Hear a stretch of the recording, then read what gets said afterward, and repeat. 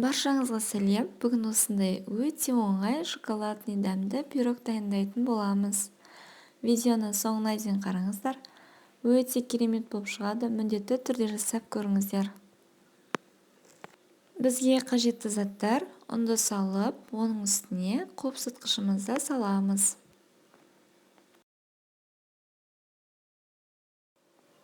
Әрі қарай қантымызды салып, оның үстіне какаоны саламыз.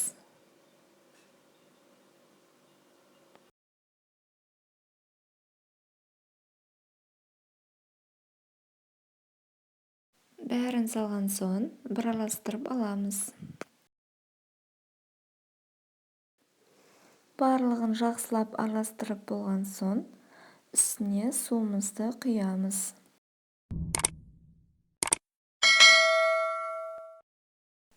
Содан соң оның үстіне сұйық майымызды құйып аламыз. Барлығын салып болған соң бізде біркелкі масса шыққанша жақсылап араластырамыз, немесе миксердің көмегімен араластыруға болады. Қамыры осылай болып шығады.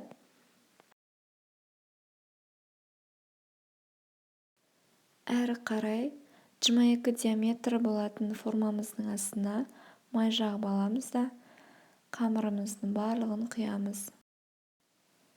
Құйып алған соң оны 150 градуста 25 минуттай пісіріп аламыз. Ал қазір мен шоколадты глазур дайындаймын. Шоколадты осылай бөліктерге бөліп аламыз.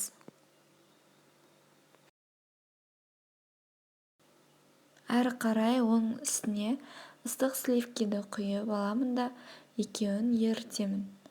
Егер ерімей жатса, микротолқынды пешке ерітуге болады. Екеуін жақсылап араластырамыз. Осылай еріп шығуы керек. Пирогымыз осылай болып шықты. Таяқшамен тексеріп алғанда ешқандай із қалмаған жөн. Негізі шоколадты глазур жасау міндетті емес. Пирогтың бетіне карамель жағуға болады, немесе жеміс-жидектермен әсемдеуге болады. Шоколадты глазурымызды құйып алған соң кокос стружканы бетіне осылай әсемдеп сеуіп шығамын. Сіздер де осылай жасап көріңіздер, жақындарыңыз қуанып қалатын болады. Дәмі деген өте керемет болып шықты. Сөзбен жеткізе алмаймын. Арнама тіркеліп, лайк басып, комментарий қалдырыңыздар. Алдағы уақытта тағы да рецептермен бөлісемін.